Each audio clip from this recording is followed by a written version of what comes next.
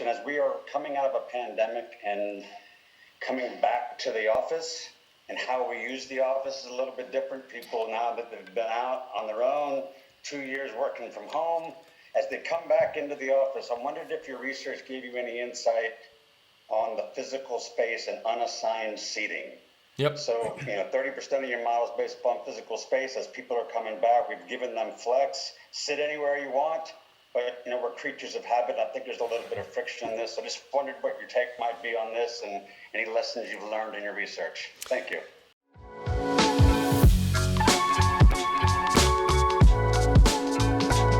So there's this great quote that I love that is, nobody likes the journey to Disneyland, but everybody loves Disneyland when they get there. Meaning that there's always a lot of tension around the process. There's always a lot of tension around the journey. But ultimately, when the change happens, usually people love it. Like usually people love it when they're at Disneyland, but everybody hates the journey to get there, especially if you have kids screaming in the car, right? The same thing is true when we think about physical space. What I have found is what the most successful organizations do, in a corporate environment at least, is they give employees multiple workspace options. There was a study that was done a little while ago, I think it was by Leisman, which is an organization, they study physical space.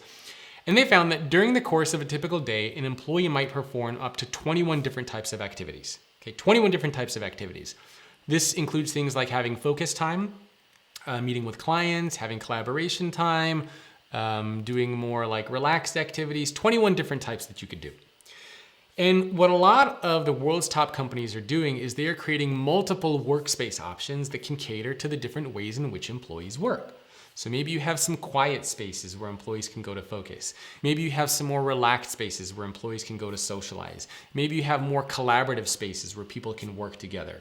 So what I think the best companies are doing is they're creating multiple workspace options that cater to the different ways that employees work. The other thing that I really want to stress, there's been a lot of debate around hybrid work, flexible work, virtual work. Do we need an office? Do we not need an office? I absolutely believe that there's still a place for in-person work. Microsoft, some of you may have seen this study, and they found around 60,000 of their employees that while working from home allowed productivity, what it did is it stalled creativity and innovation. In other words, there's no doubt that if you're in a virtual setting, you could get stuff done. Like you could be productive. But is that really what you want?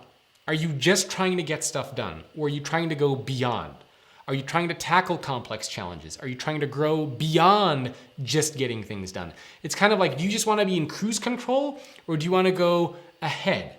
And for organizations that want to go ahead, they want to do more, this physical component is still relevant, especially when we think about leadership, when we think about emotional intelligence and vulnerability, trust, psychological safety. These are critical components.